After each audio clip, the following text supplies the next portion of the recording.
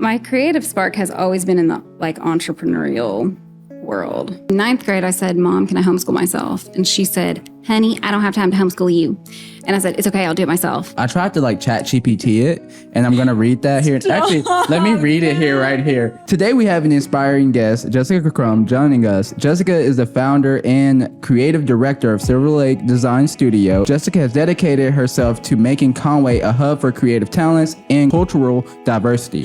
Through her work with Silver Lake Design, she's helped local businesses shine with top-notch branding and marketing.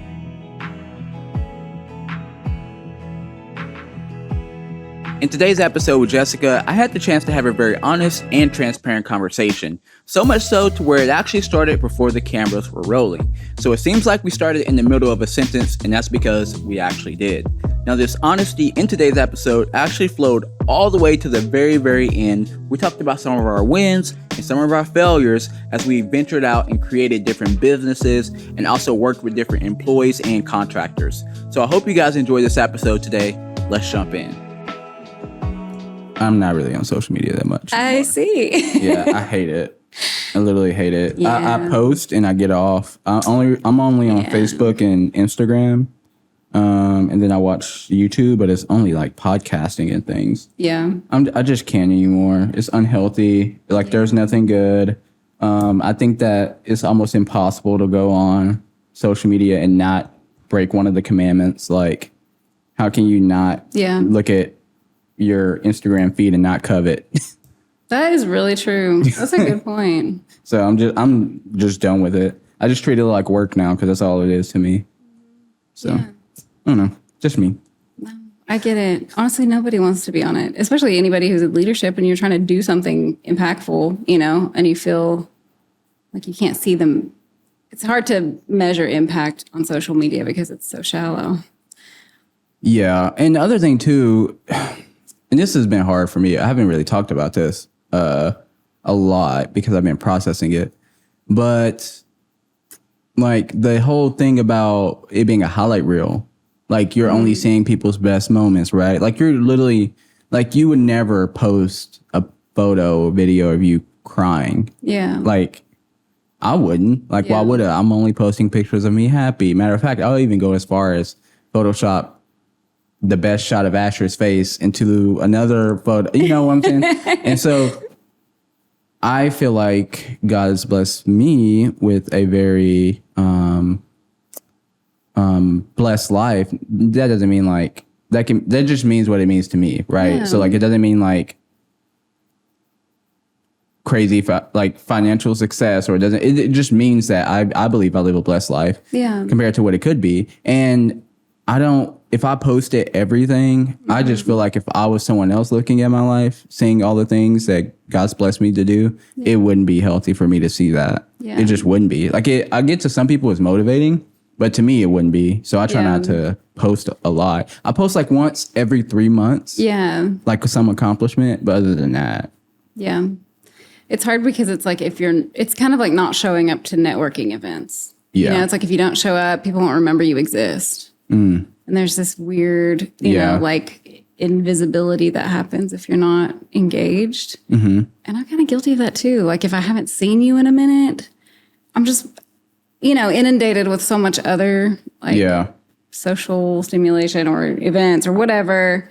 Well, one of the other things too that I've been facing more recently, this is towards the end of moving back from Dallas. So I was still in Dallas. Now it's definitely prevalent here. I've noticed that because people, I've shared a little bit of some of the success that I've had in the past year or so. So people who know me, this is what I'm about to say applies to those people. But then people who look at me who don't know me and just see me in my car, they see me walking with around however I am and carrying myself. That those people, based off of literally what I have, tangibly have, treat me a lot better. And that, I know that's really bad, but I like it. Yeah. I don't even know how to explain it. For instance, since I've gotten a nicer car, I feel 100% safe getting pulled over by a cop now. Wow. And matter of fact, I've gotten off, I've gotten treated better. Yeah. Since I have gotten pulled over a few times. Yeah. And I literally almost posted about that the other day, but I didn't know how to express that without feeling bad. Without like assigning a villain and a victim. Like, Yeah. you know, you don't want to assign villainhood to someone or to cops or whatever. Like, you don't want to be politically divisive. Yeah. But that is true.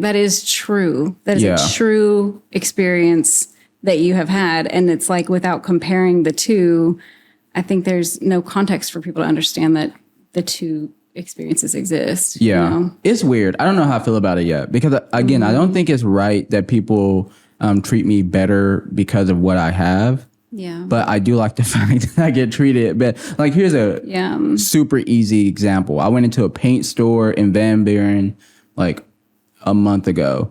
And there was a lady. She had, like, a really nice BMW drop top, like, new car in the lot, and she was the only person in there. And this has happened, like, actually the same exact thing has happened so many times since I've been here. But I was like, hey, I like your car when I walked in, and she's like, whatever, like, kind of blew me off. And then she looked over at her car, and then she saw my car beside it, and she noticed that I was the only person in there. She was like, oh, is that your car? And basically, I'm saying she took more interest in me because she saw that, I'm just not some whatever person she thought I was before she saw what I had. There's something animalistic about it, to be honest with you. I mean, when we think about survival and we think about who's going to, it's kind of like Donald Miller talks about, you know, barbarianism. Like, if, you know, bad guys come over the hill, who's going to be able to protect me? It's the person with more resources. It's the person with, you know, maybe who's like bigger, stronger, has more resources, has the bigger house, has the most food in their fridge. It's this like barbarianism kind of reaction I think that people have, or you try and put people in a box of like, will they be able to help me or won't they? Yeah. And that sucks because we don't want to be like that as humans. We don't want to put people in boxes of like, how resourceful are you? Well, I mean, mentally I do it all the time. Everyone does. Like, I mean, like someone called me the other day, like, someone called me yesterday and they were like, hey, can you help me with my whatever it was? Yeah. And you're like, how do I assess quickly if you have money or not? Well, I already had it in my head. Like, I heard the way they were talking. I heard some of the things they were saying. They're calling me on their lunch break, and they're like, well, and I'm already like, I don't really want to be associated with you because you don't have anything that seems like it could bring me value. Yeah. Which isn't, first of all, that's not the way that Jesus called us to live. That's not Jesus, right? 100%. That's not how, like, Jesus doesn't see someone as, what value do you bring me? No. Okay, so now we can conversate. But I do that. Like, that is something that I do sometimes. And I have to, like, step back and say, I'm going to just evaluate and try to apply it to the next situation. Yeah. Like, there are a lot of times where I do stop and I do help someone. But also there are times when I've done that and got burned. Right. Or like taken advantage of. Right. And I would say specifically like last night when I was having that conversation with that person, it was definitely a taking advantage of. It's like, hey, can you help me do this? Hey, can we meet up? And I'm like, dude, like, yeah, I don't really have time for that. That's like a teachable that. moment. Like, let me teach you what the value of my work is. Yes. You know? Yeah. So that the next person you approach, you can offer them something in exchange. I saw someone post about this and it was, I mean, revolutionary for me. She was like, look, if you have a small budget, say it on the front end. If you don't have a budget, define what you can exchange with me that would be of value and tell me that on the front end. You know, like, don't call me and just ask me if I'm interested in helping you out. Call me and tell me, this is my situation, this is what I need, and this is what I have to give. Even if it's not money, tell me what you have so I can make an informed decision about how we're going to collaborate, you know? Yeah. I feel like that really helped me out. Well, I guess for you, you have done a lot of things that are like recognized to the public as, I'm just going to start it here too, if you don't mind keeping everything that we just talked about in the episode. Yeah. So welcome to the episode. This is Jessica. That was just a natural conversation that we came into. But I want to continue it because it's really good. And I'm going to come back and we're going to talk about some of the things that you do and that you've done. But I guess actually this is a good segue because my next question was about to go into that. You've done a lot of things. Like you have started a creative agency. Is that what you call it? Okay. Or because I know there's marketing. I personally do not like the term. I don't know. We've marketing avoided agency it for years. Don't like it. But creative agency, and you co-founded like I don't even know. I tried to like chat GPT it, and I'm gonna read that here. Actually, let me read it here right here. Hold up. Let me do this. There is a white blonde Jessica Crum out there in the world. So there's no it got you. It got you. 100%. This is you. I mean, tell me if I'm wrong. Okay, so here's what I said. So I'm trying to pull together an intro for an entrepreneur who is named Jessica Crum, and she is in Conway, Arkansas, or she's actually located in Conway, Arkansas, but originally from Pine Bluff. And basically what I'm doing is I want to collect all the data that she's done into some type of intro for the podcast. So I said some more stuff after that. But here we go. Let's fact check. Here we go. Today we have an inspiring guest, Jessica Crum, joining us. Jessica is the founder and creative director of Silver Lake Design Studio and the executive director of the Creative Institute of Central Arkansas. True. Originally from Pine Bluff, Jessica has dedicated herself to making Conway a hub for creative talents and cultural diversity. Through her work with Silver Lake Design, she's helped local businesses shine with top-notch branding and marketing. At the Creative Institute, she guides young adults towards successful careers in the creative industry. Join us as we dive into her journey and the incredible impact she's making in the community. Whoa, that's for real. I know. I feel like that's better than what I've probably said about myself. Somewhere I've said something about trying to make, Conway a creative hub. Well, I can send you this if you want to. You can use it on your About page. Now, there are a couple of things missing. Okay. I know. I knew there was.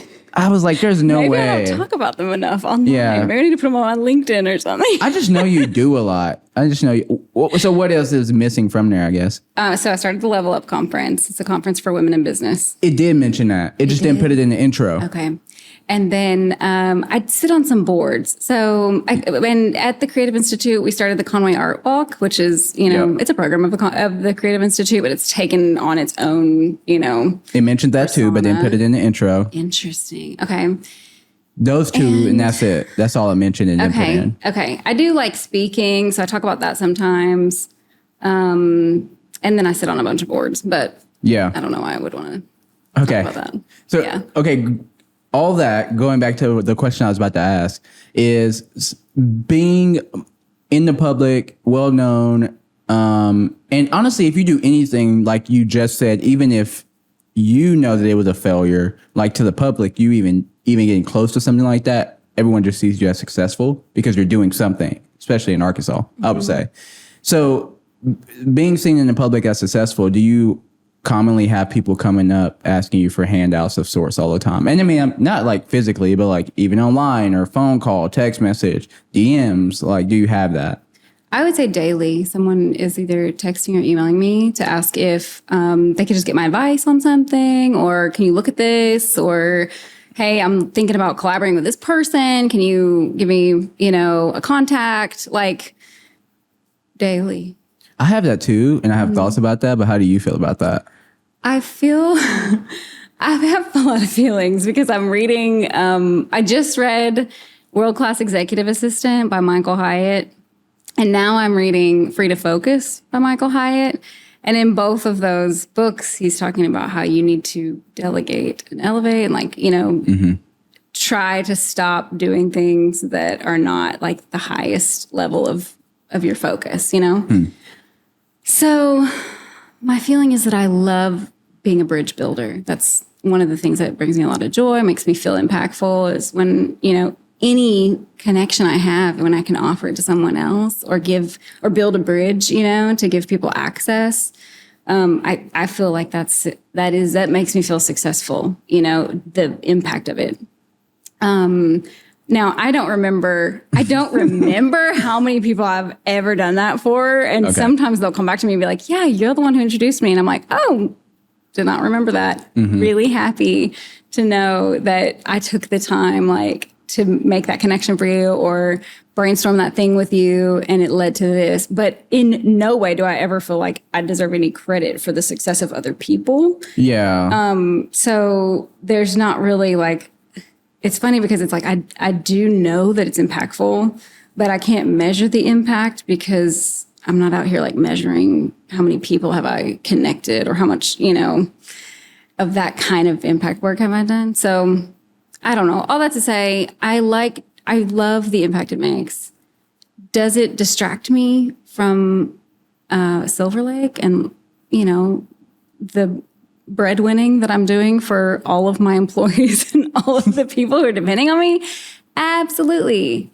So I'm laughing because it's super ironic, and I'm in the same place, so I get what you're saying. But the irony is, you're saying helping people is distracting me from helping people in this other place. Yes. And it's the people who are, obviously my family, but also very much my employees. Mm-hmm. I see them watching how I'm spending my time. Yeah. And I see that if I didn't have time to meet with them today, but I did have time to take a phone call and give someone some advice and coach or, consult someone pro bono for 30 minutes. That is 30 minutes that I took away from my employee who I am committed to growing and coaching and pouring into, Yeah. If they see me as too busy for them, that's a red flag for me. Yeah.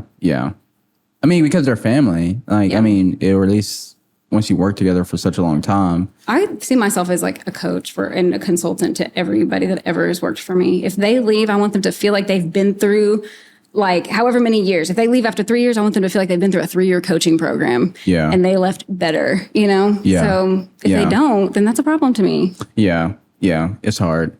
Well, for me, it's difficult because what I do is very technical. And so it just takes... I just can't, I don't have time to help. I bet so many people are like, which mic should I get? What? Well, that's easy. I'd love to send my affiliate links. True. But it's like, hey, I want to start this. So I want to start a YouTube channel. I want to start a podcast. Can I just jump on a call? And I'm like, no, I can't, because you not knowing anything means like hours of work. Do you have like a consulting fee for that? Yeah, I started charging consulting, and that's been really successful for me. It's like it helps to kind of. I don't like it. Assign a value. You just don't like it. I hate it. Oh, okay. I literally hate it. I hate the fact that I don't like the idea. Don't get me wrong. I paid a coach $1,500. Yeah. Like a month for coaching. Yeah. I see the value in it, and it actually did help me with a lot of things. For sure. But for me, I personally just am not in a place and haven't been for the past 2 years, because that's the only time that I've even known this to be an option. I just don't feel right charging people to give them advice that I got for free, which I understand and I know.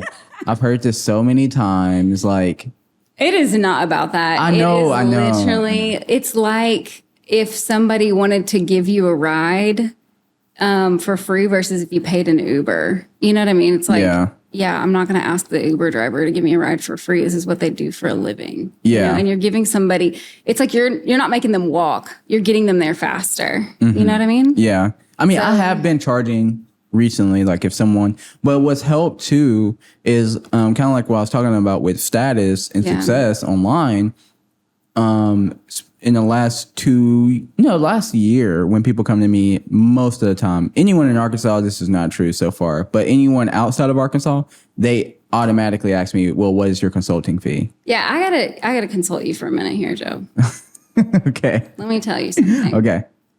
A couple of years ago, I began charging for consulting. I've probably quoted my consulting rate to you. It's $400 for 2 hours. And I don't do an hour because there's not a lot you can get done in an hour when somebody needs a lot of help, especially when they're starting out.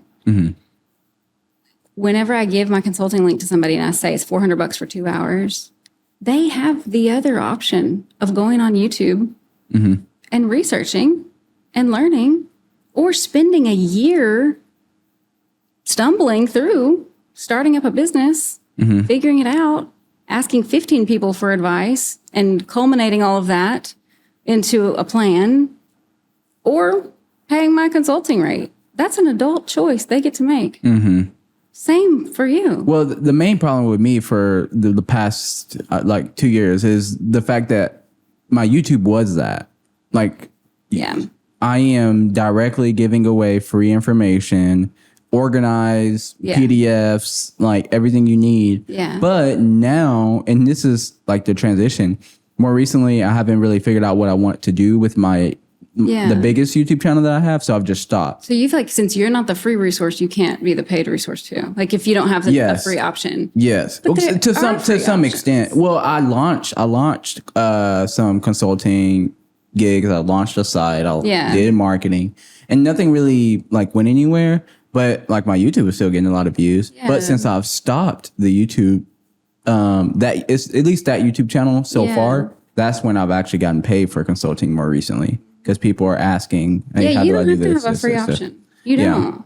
Well, I like the idea of helping, but now I'm realizing, like if people, the only reason why I've gotten paid is for the consulting is because people have asked me what my rate is, and I was like, okay, well, my time an hour is worth, I could easily make at least this amount of money. Yeah. So this is what I'm going to charge you for an hour, which I think like for an hour, I charge like $100. Yeah. Yeah. $100 an hour for consulting. Okay. That's a good starting point. I want to see you go up. Well, I haven't been doing a ton. I think there will be more, especially now. It doesn't have to be something you market. Yeah. It can just be a link. Yeah. You don't have to create a whole brand and marketing campaign around it, Mr. Joe. I like the consulting more than the speaking. Me and you've talked about that quite a bit. Mm-hmm. I don't like the speaking as much because I feel like if I'm going to speak, I'm going to do it on video way better. That's funny because I'm like, you do video all day, every day. You don't want to speak from a stage. No, I can. And like people would say I did well, but I don't want to. Yeah. Like, so I don't want to get in that space. And then it's a lot of travel. Yeah. I mean, and I know how much like high-end speakers get, not high-end, but I know even around just corporate speakers what I would get paid. And I'm like, that's not really worth my time. I mean, like for instance, I had a client who was a speaker, like medium speaker, and she would go to, she done a TED Talk, she does all types of speaking engagements. And she would do engagements for like $2,300 to $5,000. Mm-hmm. That sounds like a lot. I get it. People think that sounds like a lot, but that's really not that much. Because think about it. How much do you want to travel a month? You don't want to travel every week, right? So for you to be able to make $10,000, right? Like that's 2 weekends gone on a road. Like that's, you can make that amount of money not being gone. Right. Like I don't want to do that. Yeah. I can stay at home and make more money from YouTube, which is what I'm trying to do now since I moved back to Arkansas. Yeah, I understand. But something's happening. I know. That was Alexa. Uh-oh. I just set off someone else's Alexa. Okay. Oh. Let's talk about what you actually do. Okay. Silver Lake, when did... no, you know what? Let's start at the beginning. When did you say, or when do you think that you first had your creative spark? Oh my gosh. Okay. Well, my creative spark has always been in the like entrepreneurial world. Like creativity has always been combined with business for me. So in the 3rd grade, I ran for class treasurer, and we had, I don't know why we had our 3rd grade class was like, it was a whole other experience, honestly. It was in Pine Bluff. Yes. And my teacher every morning. What year was this? Oh gosh. I don't know. I'm 34. Okay. Whatever, you do the math. Okay. I don't know what year it was. Yeah. Probably like late 90s. Okay. Or mid to late 90s. Yeah. Anyway, every morning teacher had us say the Pledge of Allegiance and then sing the first verse and chorus of I Believe I Can Fly.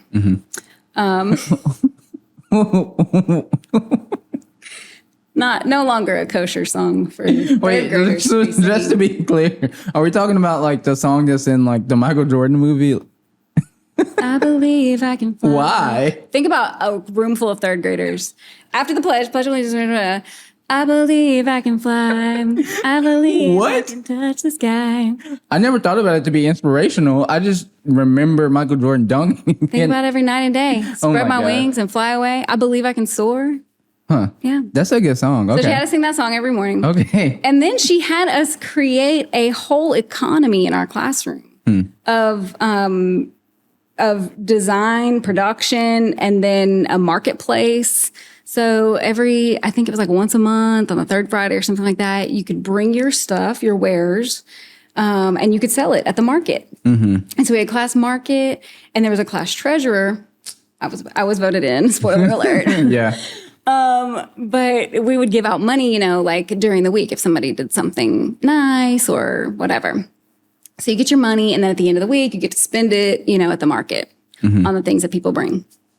So anyway, during my campaign, my mom and I were doing the marketing, you know, the posters, all the stuff. Maybe no one was even running against me. I actually don't remember. But no matter if someone was running against me or not, I was going to have all the swag, right? Yeah, for sure. Including custom printed dollar bills. They were $100 bills with my face in the middle and my slogan on the top. And my slogan was, "I'll take care of your money, honey." Of course. And that probably, when I talk about my creative spark, I'm thinking back, and I'm like, okay, that's probably one of the first times I like put creativity to use in, you know, like outside of my house or my room or whatever. I mean, of course, I was always doing creative stuff in my room, crafting, like all the things, but like brought it into the world, you know, in a tangible way. It was like doing marketing from my campaign in 3rd grade. That's cool. But there's so many other opportunities I feel like a lot of school teachers gave me, you know, to explore creativity in an impactful way. It's never been, my creativity has never been like, let me create for me. It's always been like, let me create to do something, to have some kind of positive impact, to, you know, to move the needle forward in some kind of a way. I think that's just my business sense. I like to apply it to something. Did I ever tell you about my Tootsie Roll business? What? No. Okay. But, oh my God, I don't even think the song was out probably when you were doing the Tootsie Roll business, was it? Yes. Was out? Tootsie Roll? No. That song is super old. What was that song? I don't know how old songs are. I mean... How old are you? I'm only 27. It was definitely... Oh, okay. It was out. Okay. I think like 2005, I would say, is when I think that song... Tell me about your Tootsie Roll business. So in the 10th and 11th grade... Oh, yeah, then that song was out. Yeah. 10th and 11th grade, I wanted to raise money for missionaries. And so what I did is I would go buy these huge bag of 5-pound Tootsie Rolls, like the colored ones. You know what I'm talking about? Ugh, that's disgusting. They're like fruit Tootsie Rolls. Do you actually like Tootsie Rolls? I mean, I don't know now. I haven't had them since then because I got in trouble at the end of the story. Okay. I'll wait. I used to go to the store and buy 3 5-pound bags in the morning. I think it was like $10 each, so I spent $30. And I would make little, I called them dime bags. So I'd take like little Ziploc bags, put 25 up in them, twist it, and tape it and throw it in my backpack. And I'll fill up my whole backpack. So I'd do like a variety pack, purple pack. Yeah. And I would sell them for $2 each. Oh, dang. And so I would Desperate times, though, when you're I was profiting like $250 a day. Wow. Yeah, $250 a day. So at the end of the week, I had some weeks I had well over 1,000. Some weeks it was like really close to 1,000. Wow. But you meant $250? I thought you meant $2.50. I don't know why I thought that. Obviously, the math is not mathing for me right now. Oh, no. You're okay. Yeah, I think it was... What school did you go to? Brinkley. Yeah, Brinkley. And People must have been buying multiple dime bags. No. Yes. Yes. They were buying a lot. Yeah, they were buying a lot. Hold up. Let me do the math right quick. Hit me with 10 of those. So $250 divided by $2. Yep, that's about right. That means I sold $125 bags before lunch every day. I would like clear out. So then I would up it every time. Like I would like, okay, I'm gonna get 4 5-pound bags, and I'll make double that day. So it got ramped all the way up to where I was doing like a lot of money a week. Yeah. This was over a month span, but I got busted because all the rappers were all over the campus. Oh, I bet. And the teachers knew that I was selling it, but they knew that I was literally giving every single penny back to mission. So they were like, just don't let us see you do it. Yeah. And so it literally, I actually kind of was like selling it like drugs, because I'll be like, come to the locker. I mean, yeah. Here you go, so I don't get in trouble. I got busted. And they took all my money. They took all my bags. To me, honestly, the moral story of this story is littering it ruins everything for everyone. Like, don't be a litter bug. That's what he told me. He called me in. He was like, I'm going to be honest with you. I know what you're doing. I know the principal. He's like, I know what you're doing. He was a pastor too. He's like, I know what you're doing, and I appreciate you. I'm not going to write you up. I'm not going to get you in trouble. But you have to stop because of all the rappers everywhere. Like, it's not. I'm like, okay, cool. So, wow. Yeah. You know what, though? If you would have changed candies. Yeah, I know. You know what I'm saying? But I still had a year to graduate. And then put a little slip in the bag that says, if you litter, my business will be shut down. Or say, Jesus sees you. Jesus sees you littering. Yes. Oh, that's even better. With a picture of Jesus. Oh, my gosh. Okay, so when did you did you go to college? Yes. And what'd you go for? Oh, no. Sorry. Rewind back. Okay. I had something I wanted to ask you about. What? Stop. What did ChatGPT tell you? No, not ChatGPT. Just all of Arkansas. Okay, everyone kind of has a connotation about Pine Bluff, about it being dangerous, about, nickname Crime Bluff. Sure. And there has been a lot of crime that's come out of there. How do you feel about all this? And did you ever feel unsafe in your own community, in your own home, in your own school growing up there? Yeah. You know, it's funny. One of my boyfriends, when I was like 15, in the movie theater parking lot, he was like followed out into the parking lot, and someone like beat in the back of his head with a hammer. He had like a little hole in the back of his skull from this hammer incident. What?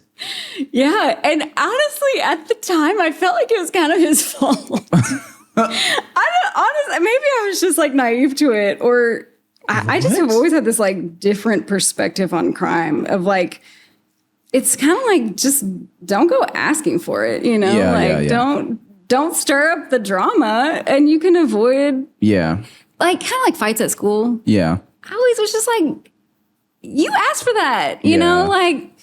Not in every case. There are bullies. Real bullies out there in the world, and I am against that. But yeah, I don't know. Growing up in Pine Bluff, I didn't feel like I was ever gonna get, because you weren't in the wrong places. Is basically, or you weren't like trying to pick fights. I was friends with everybody too. Yeah. I mean, honestly, people thought I was mixed like all my life. So, like, I didn't really I wasn't on one side of the line racially, and that's it's a big racial deal. Divides are huge in Pine Bluff. Yeah. And so, like, that, I think that kind of helped me out because I was friends with everyone and I didn't really have a side. And I wasn't a cheerleader and I wasn't an athlete. I was just kind of friends with everybody. So you were like friends with everybody, but also kind of chill under the radar. Very much. But everyone knew you as that. I feel like I would think that everyone knew you as kind of like the academic girl around, because you seemed like you did a lot. I made good grades, but really I was focused on my career. Yeah. As an actress. Oh, okay. Actor. I thought that's what you were going to ask me about. Oh, no, I had no idea. Oh, Joe, I was not fooling with people at the age of 14 because I was about to move to New York to be an actress. And I did not have time for their drama. Why didn't you do that? Well, I found a letter from my mom a couple years ago. It said, Jessica, I'm so sorry. I just am not going to be able to let you move to New York this year. We're going to have to wait until next year because I can't send you alone and I can't be there every other week, like we have planned because I have a job. Oh my gosh. She felt like she had to write me this apology letter. Oh no. For not letting me move to New York when I was 14 years old. Oh my God. If that tells you anything about who I was. You seem like you were a lot. I was a lot. I was gosh. like, I'm leaving and we're going to make this work. And anyway, of course, I was devastated. I was like, I have this plan. Like, all you have to do is sign the dotted line, It's not a big deal, Mom. Like, which back then, actually, it did seem crazy. But nowadays, like that's not a crazy thought. I mean, it happens all the time. I have a 16-year-old myself. So if she tried to move away 2 years ago, I would have been like, well, I mean, like the acting and like starting a. Oh, yeah. Yeah. Like even with the podcast I shall not name, who like I did, Emily blew up. I mean, the girl was 14 years old. Yeah. So I don't know what happened. I don't know why Disney missed it, slept on me, but you could have been with Demi Lovato. No, I sent out my headshots. This was like when you were printing headshots, putting all your stuff on the back. On my resume was like infomercials that I had done for Arkansas businesses. So you really started young. It was a whole thing. Okay. I was really like serious about being an actress. Okay. Yeah. It feels like a past life at this point, but yeah. Okay. So then from there, how did you get to creative, like a creative agency? Well, when I didn't get to move to New York when I was 14. I'm sorry about that, thank by you the so way. much. Yeah. Nobody's really ever said that to me. Well, here you go. Thank you. This is therapy, by the way. Like we treat this podcast like therapy. I've been bottling up a lot of grief. But I said, okay, fine. I'll wait till next year. And in the meantime, I will look at colleges so that I can have a reason for you to actually let me move. But, I can like live in a dorm or something, that will feel more structured. Because I think I felt like at the time, they're not going to let me move away because there's not something I'm moving into. Like I'm not going to be in a program of some kind. So I looked into colleges. I looked into a college in New York. Because I grew up like Southern Baptist, very like in church Sunday, Wednesday night. I was a VBS volunteer. I was in the choir. I was in the ensemble. It was deep. Yeah. I was very highly engaged in my local church. And so I thought, okay, if I find a Christian college, then they'll definitely let me go. So King's College in New York, went to visit. I was in the subway, and this girl was sitting next to me. She was with all the King's College students, and so I said, "Oh, what's your major?" She's like, "Oh, I don't go to King's." And I was like, "Oh, where do you go?" And she said, "FIT." I was like, "What is that?" And she was like, "Fashion Institute of Technology." And that changed my life. I don't know her. She doesn't know me. I will never see her again. But she changed my life because she told me that fashion school existed. And I thought, that could be my backup plan. Fashion design. Yeah, that's I love cool. to sew. I already made my own stuff. I was like making handbags from my grandpa's old ties and like making my own, outfits. Wait, so you were taking your grandpa's old ties and creating repurposing it? Oh, that's cool. Crossbody bags. Yes. That's cool. Of course, selling them. And one Easter I wanted to wear pants instead of a dress. Which was already kind of controversial in my family because you buy Easter dresses for Easter. But I wanted to wear Elvis pants, white bell-bottom pants. And I wanted to make them myself because nobody sold them like I wanted them.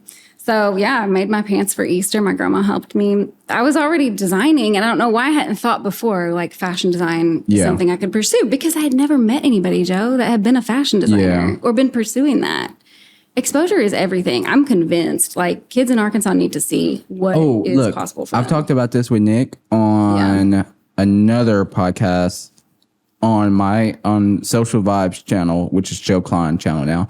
And we talked about that. We think one of the biggest problems with Arkansas right now is that you don't get to see very much here because there's not very much here right now. So for instance, even if you see it on social media, you don't believe you can do it, Yes. Yeah. For instance, in Texas, there were so many more influencers that I was like, man, if I grew up seeing having this influencer right beside me, I could have been there years ago. Yeah. I could have been even way further than I am now, but not even knowing what that actually meant.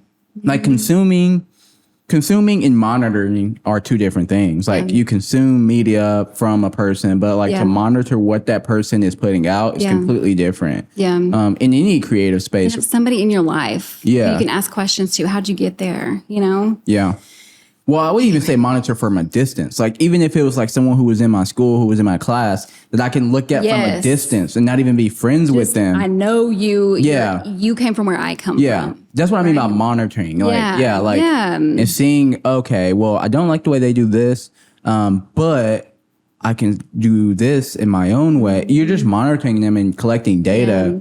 From a distance. Even that is night and day difference. And we don't have a lot of that here right now, unfortunately. No. So anyway, that girl changed my life. I went back home, researched fashion design schools, found FIT in in New York, but then also found FITM in LA.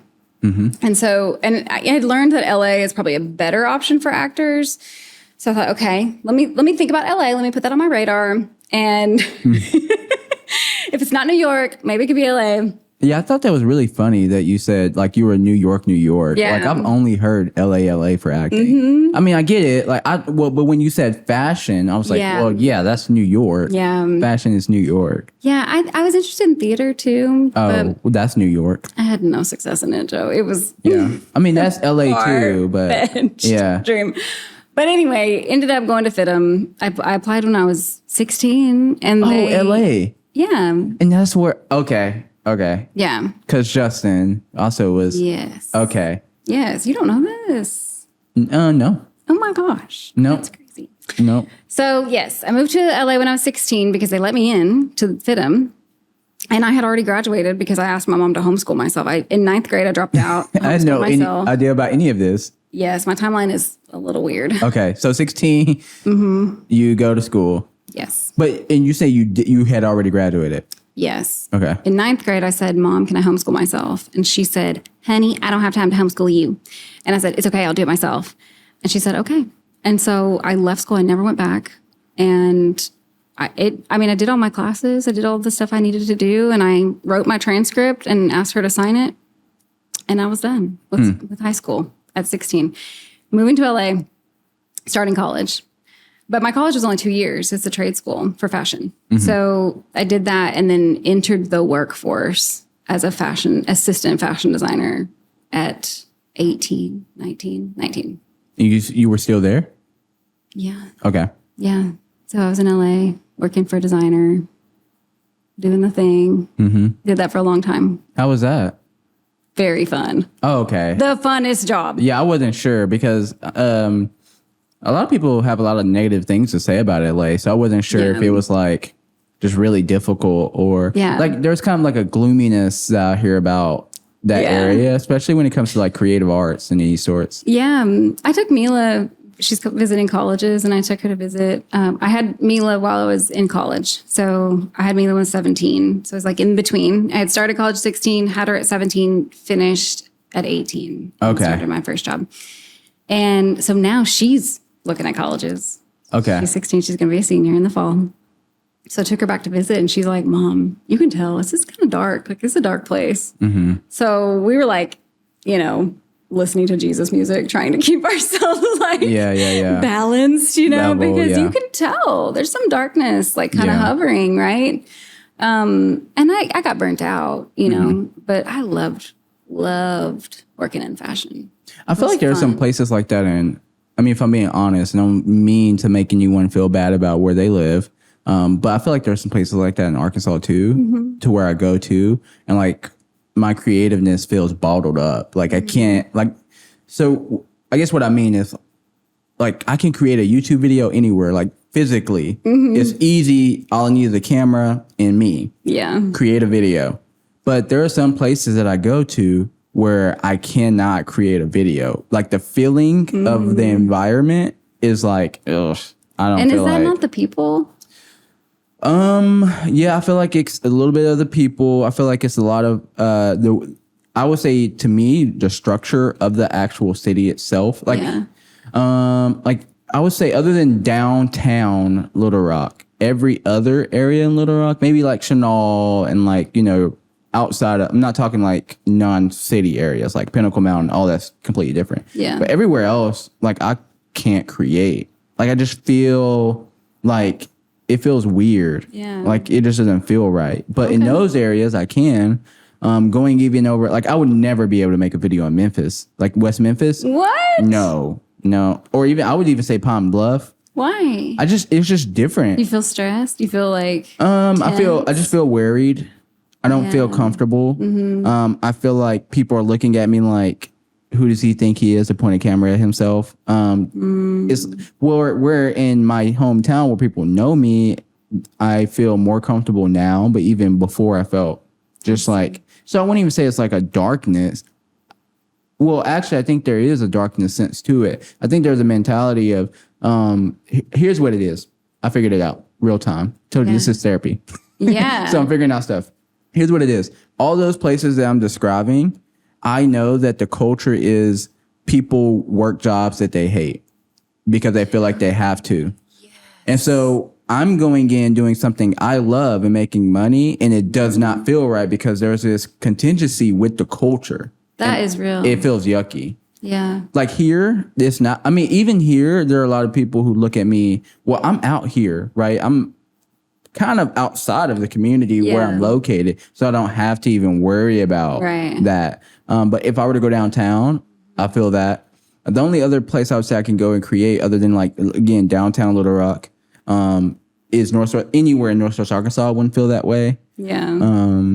And I think that's pretty much any place that's in. Man, yeah. I could do a whole other conversation about what a privilege it is to do what you love. Yeah.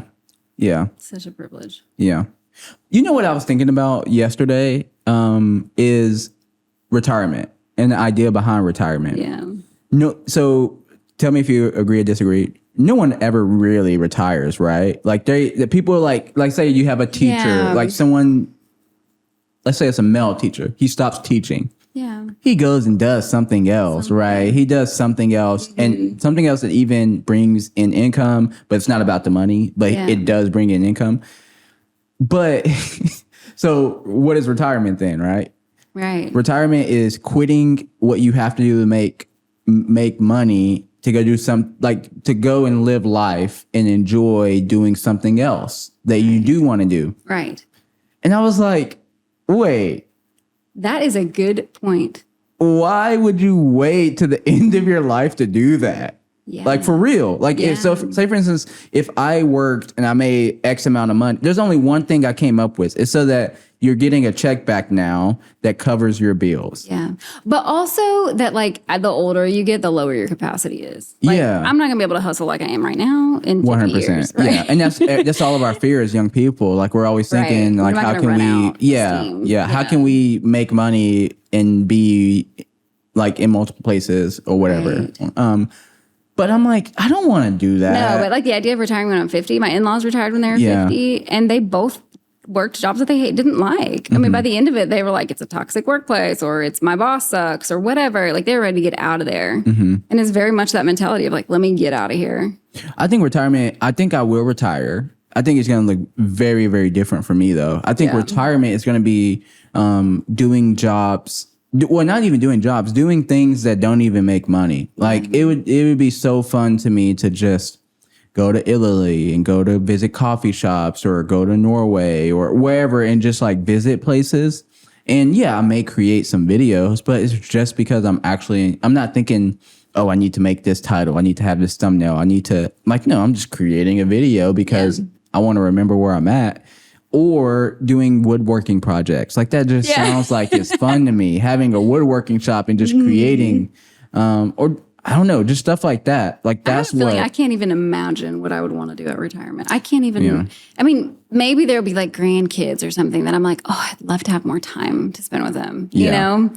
I know exactly what I would do. Yeah, I don't know. I mean, I don't hate what I'm doing now. It's just these are things that don't make money that I would do. And what I'm saying is the difference is like people retire the opposite way. Like they do jobs that they don't love, that they convince themselves that they like for majority of their lives. And then they retire to do something that they actually enjoy.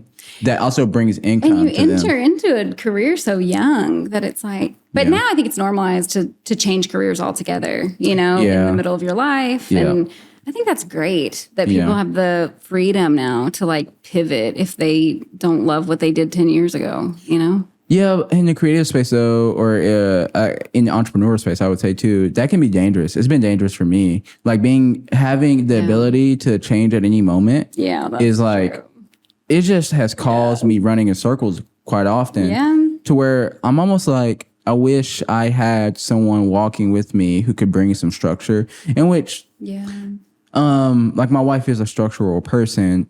And so having her and just knowing and thinking about how she would think about some things, that does provide some level of structure. But I am the person who gets the ideas and just do them. And then when I get bored of it, I put it down. Oh, I understand. And I've had to be cautious about that recently. I had a conversation with someone yesterday who was like, I love what you're doing. I would love to like go into business with you. Like we can partner. And I straight up told them that's not good for you.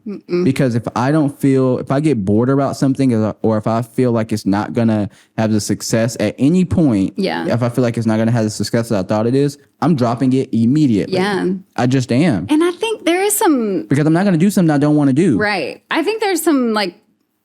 That's positive to me that you're not afraid to let go of something. You're not going to force it because it's what you've been doing for the last 2 years or whatever, or it's because you said you would and so you're going to keep going. But then at the other end, you know, you don't want to be perceived as inconsistent or flaky or, you know, all over the place because then you can't really grow roots, you know? Well, one of my biggest fears, and I think that you would probably share this too, but different age, right? Because like you say, you're how old are you now? I'm 34. And I'm, okay, so maybe. You're 34, I am 27. I've always feared that when I get to the age 35, that when I look back, I didn't make a actual tangible impact. Yeah. And for me, running in circles doesn't make that happen. So that's the pressure that I feel to do something consistently. And what I mean by a measurable impact, like I want to be able to look back and say, what I done, built this building in this town and created something for kids to do who didn't have anything but go do negative things after school. What I've done, built 20 wells in Africa. Like tangibly, I can look back and say, like what I'm doing has an impact. Not look back and say, okay, I'm looking back at my bank account. I have $1 million in my bank. Like that doesn't really, because if I didn't do anything, I want to make money and do something with it. Like that's my goal. Well, both the things you mentioned are sustainable developments. Like that, it didn't just happen for a week. It wasn't a summer camp. It's a building is a sustainable investment, you know, or it has the opportunity to change lives. A well has the opportunity to change lives for decades, you know. So I think that's awesome. But right now, I guess I'm saying is it takes a lot of trial and error to figure it out. And I found myself running down different entrepreneurial rabbit holes or streets and taking turns or U-turns back around, going back to the same thing. The hard part for me in that is the self-reflection and the like self-awareness. I mean, I'm this year, you know, learning how to be self-aware. How to know what is positive, you know, that comes from me and what might be negative. Give me an example. Oh my gosh. I mean, a lot of what you're talking about, this like idea spark that I will chase without thinking about how it's going to impact the people around me. And since I have a team and a family, I have to think about how it's going to impact people around me. If I have an idea and I act on it without thinking about that, I've seen negative impact, you know, like my team gets burnt out. They get overwhelmed because they're like, Jessica, you said we could do this pro bono project for this nonprofit that you're passionate about. We get it. We do want to help them, but we already had a full workload and now we're adding to it because you said yes, you know, or you signed up to, I mean, honestly, Joe, I started the Creative Institute and Silver Lake's financial health plummeted because I wasn't present to sell. And we had to lay off 2 employees 2 years ago because of it. And that was because I said yes to an idea, which I'm proud of it. I love what the Creative Institute became and, you know, is still doing in the community, but it came at a cost, a big cost. And so that self-awareness of knowing, like, I can't say yes to every idea without considering the cost first. Because I don't want to see the cost in retrospect. That's not self-awareness. You know, that's not discipline. Yeah. I have a comment on that, but then I also have a question. And I want to say that so I don't forget the question.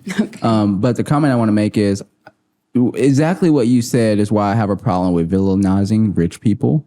Because we think, oh, you have, you're Elon Musk, you're, you know, Jeff Bezos, you're whoever this person is, you have all these millions of dollars. Why aren't you doing X with it? And it's just simply, it takes time.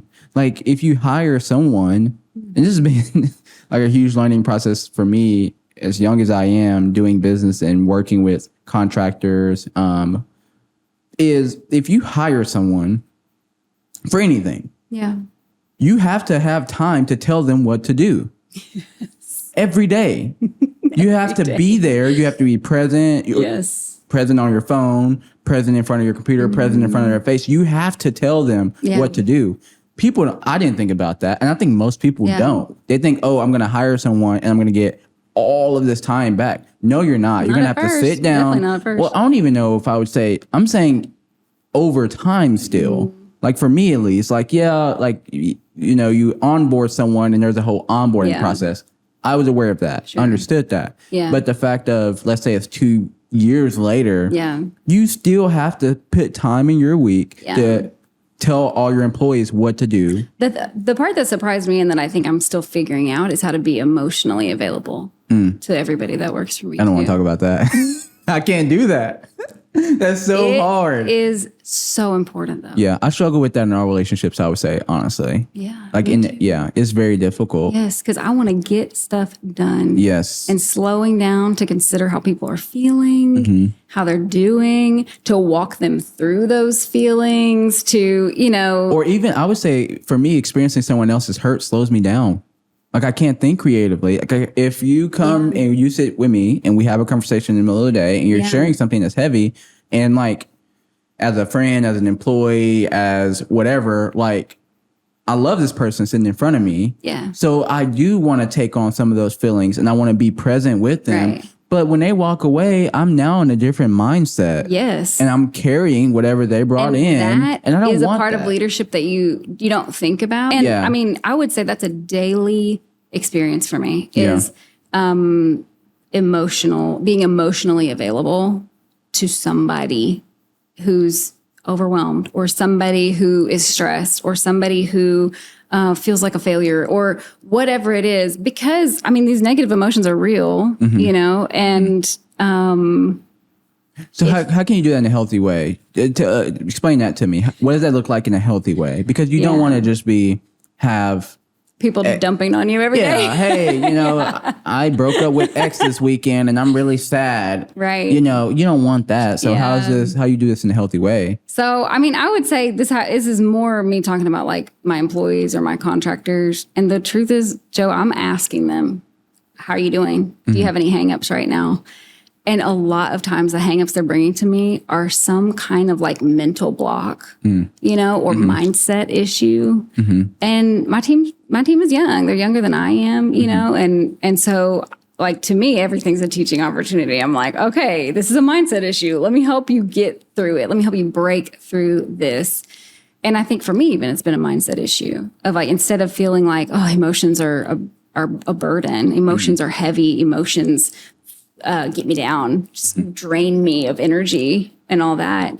I'm in the middle of trying to reframe that into helping people find breakthrough is rewarding for me and life-giving for me. And I'm trying to tell myself a new narrative about it because I used to feel like other people's emotions are heavy for me, even my own kids. Yeah. Well, I said that because like, one of the closest relationships we all have is with our spouse. And that's sometimes like it's hard for me when I'm walking out the door and I know that Lauren is upset about something. Like I don't want to ask, like I have to go work. And I know that if you tell me something that's heavy or hard or something that I need to work on, I'm going to be thinking about that for the next 5 hours. So you just avoid it. Yes. Not all the time. Not all the time. I try to like space out and give time. Yeah. But sometimes I do. And so it kind of does become hard sometimes. Yeah. So for somebody who's like really task oriented like we are, you can ask and you can say, okay, thank you for telling me that. And you can not have a solution. You can just be like, thank you for telling me that. I want us to schedule a time to talk about it because it's important. And then leave it. But the thing that gets it off my shoulders and off my mind is knowing there is a time and a place where we're going to talk about this, and I'm going to be there for you, and I'm going to be present with you. It's not right now. Yeah, like I cannot be emotionally present right now, but there will be a time that I will be. It's on Tuesday night. Like let's talk about this on Tuesday night. Some people don't like that at first when you set those boundaries, but they will like it a lot more than you avoiding it. Yeah. Okay, so my question that I had that I said I wanted to bring up after was, what's your relationship to time management? I'm a time blocker. Okay. So when people see my schedule, if they're not time blockers, they feel like very overwhelmed. Like, what do you use for that? Just Google Calendar. Yeah. Okay. Look, I'm gonna put you on something. Are you on Motion or something? Yes. You are? Yes. Is it worth it? Look, yeah, I think so. I'm time blocked. Yeah, like Motion would do that. Yeah, I mean, because if you're gonna like plan your day like that, Motion's gonna like move it around for you. And I don't want to talk too much about it because this isn't sponsored. And I can definitely see them. If anybody from Motion wants 100%. Yeah, it work really well. Got a lot of business owners on here. But I'll say this. It works really well because what it does is if you have a meeting that goes longer, it will then reschedule everything for you. How does it know? Like when you go in and adjust your meeting. So say for instance, if I have a meeting with you at 12 and it goes to 2. When I go in and adjust it to say, hey, that this meeting I just finished was 2 hours, it's going to move everything around and readjust. And like say for instance, if you have someone and it's a calendar invite, like you had a meeting at 3, but now you can't do that. When it readjusts, I'm pretty sure because it's an invite, it's also going to send that person a new invite to say like, hey, reschedule to this time. Does it do calendar proofing where it like checks in with people before your meeting to say like, hey, don't forget your meeting with Jessica next week on Tuesday? Yes. Yes. I need that. I'm getting an EA to do that for me right now. So let me make sure I understand what you're saying. So like just reminders? So more custom reminders like, hey, you've got a meeting with Jessica on Tuesday at 2:00. Just confirming that you'll be there. Please bring XYZ. Oh, no, that's more of a like actual. Like an EA. Yeah. Yeah. Yeah. They won't. I don't know. I mean, you could set it to do that. Like basically what the setting would be. I mean, you can do that with any calendar app. Right. But it's not going to be like that, you know. That's different. But yeah.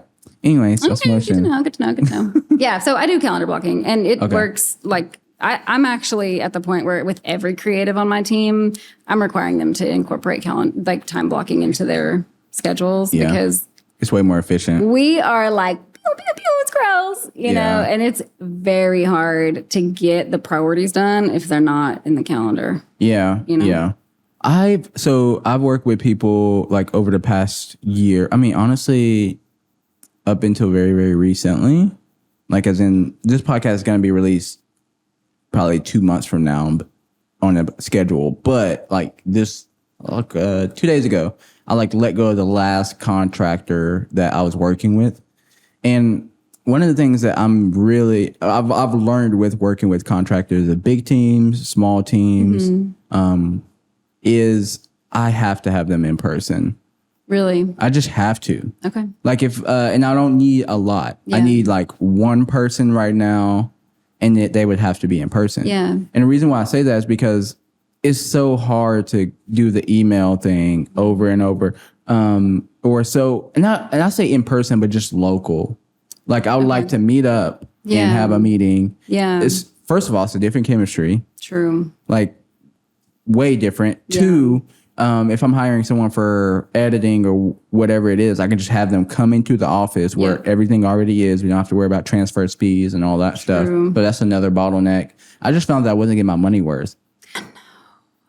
It's a lot. I was optimistic because my family heritage is in the Philippines, and I was like, hey, I can pay like premium rates for the Philippines. Like I want to give somebody a job, and I want to connect with my culture because I'm so disconnected from the culture. And so I was like really excited going into that.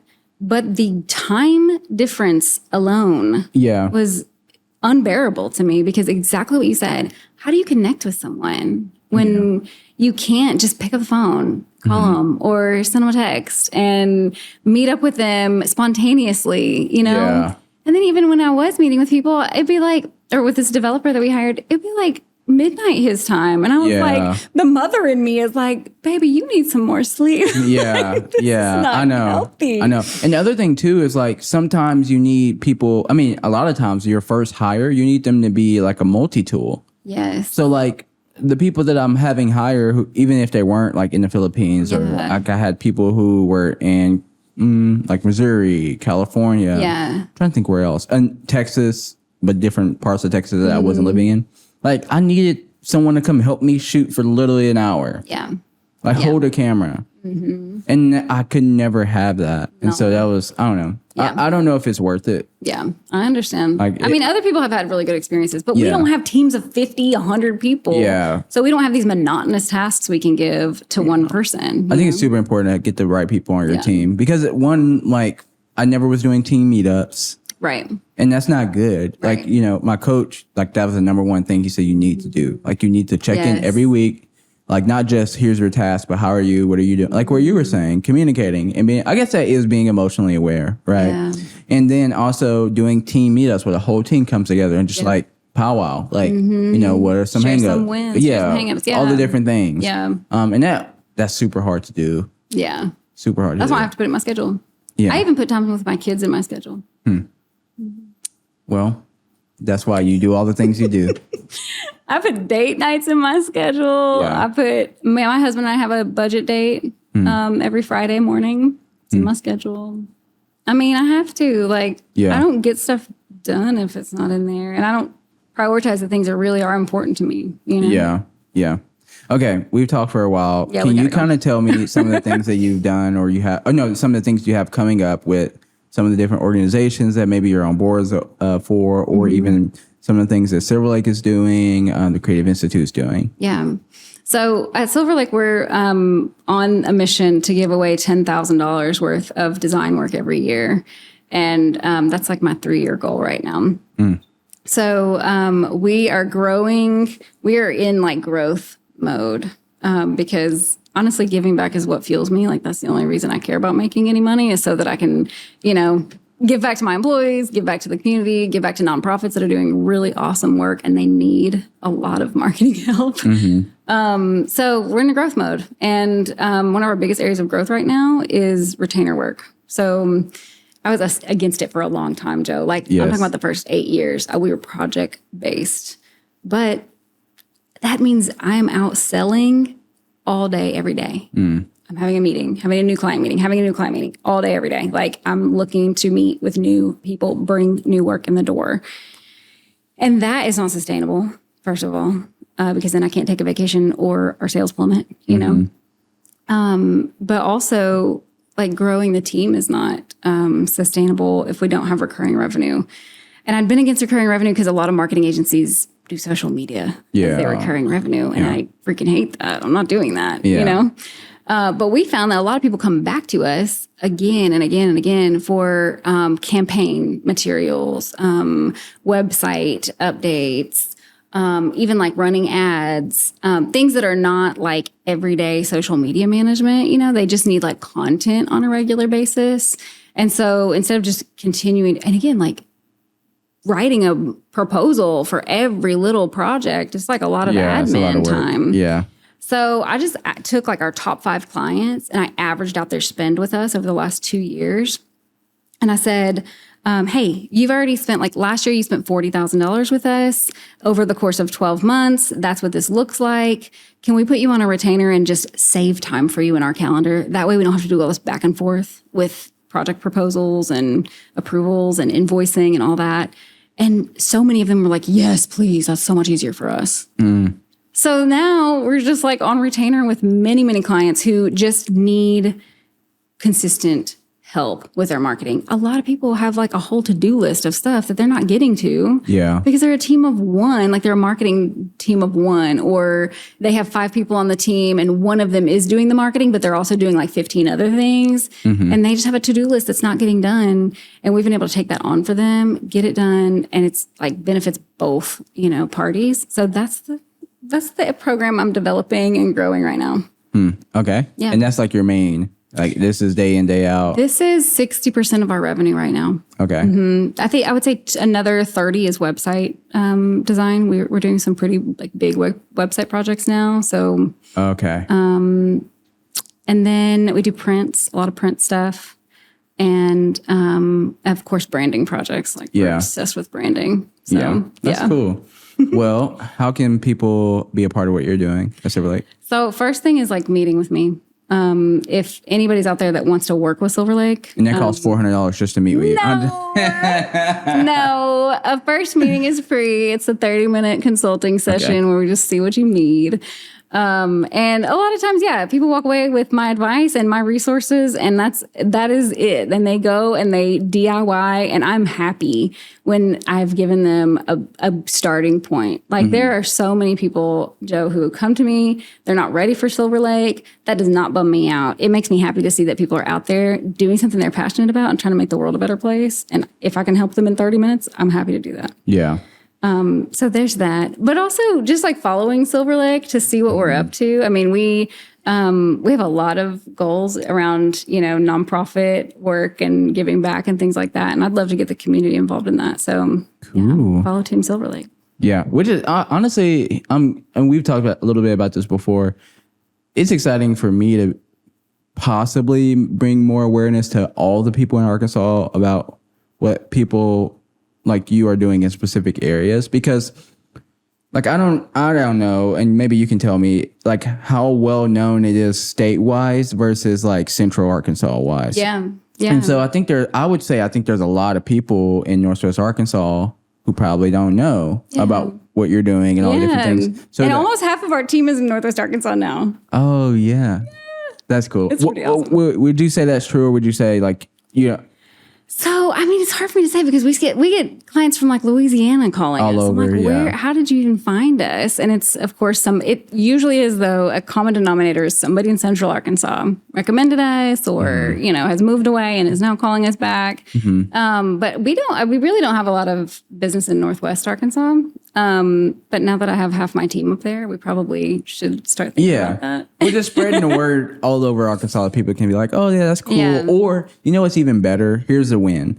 If someone listens to this and it's a little girl in Pine Bluff, Arkansas, and it's like, oh, she's from here and look what she done. Yeah. Well, I can go do X, Y, Z. Yeah. That's a win. Even the mom of somebody who's interested in creative work, like there is so much creative work here in Arkansas that I think people need to be aware of. Well, I would say potential. Like there's a lot of potential. Like I know I'm trying to wrap it up, but like I talked about this quite a bit. It's been a lot of educating businesses. Like they are curious now in Arkansas. Before they weren't so curious about media and marketing, but now it's like they have an ear open and they're willing to hear why they should spend X amount of dollars on what. And so for me, it's been a lot of education to business owners. And then I send them an invoice and like, okay, so now pay me and let's do work. And I'm like, okay, now that I understand, yes, let's do it. Yeah. Because a lot of them, saw it as like a Hail Mary marketing in general. Right. Like, hey, my sales are down. I really need to do marketing. I need to run an ad. Really and just scary place to help people from. If you're trying to build a long-term business, like you're more about the brand awareness. You're more about how your brand appears, making your name a household name. All those things are way more important than your quotation mark current sales. Like you shouldn't be getting into marketing for that, because if your sales are low, I can tell you right now, more than likely making a video, making a photo post, updating your website and running an ad is not going to save you. Like your product needs to be better. Right. Work on that. Well, I don't know. That's I can go on a rant forever. No, I feel you on that. And I think honestly, I mean, when I think about, we've been trying to niche down, like trying to niche into an industry. And it's tempting to niche into this like service industry where it's like we're working with plumbers and roofers and, they've got money and they need to sell stuff quickly. Like you're saying, they need to just bring in leads. Yeah. That I can't get excited about it. Yeah. And I tried. But what we do get excited about is the social and environmental impact organizations. So if it's a nonprofit mentorship program, if it's an environmental program that's saving forests, if a coffee company that's employing people in the Delta, like that kind of, even if it's, a for-profit, if there's some kind of like social or environmental mission behind it, that's been really exciting for our team to get behind. And I think it's because of what you're talking about. It's not about quick sales and it's not about quick leads. It's about storytelling, relationships, building a brand where people know that you care about something bigger than profit and they want to be a part of it. I think that's why that's more exciting. Thank you for coming on. Thank you for having me. I'm ending on that.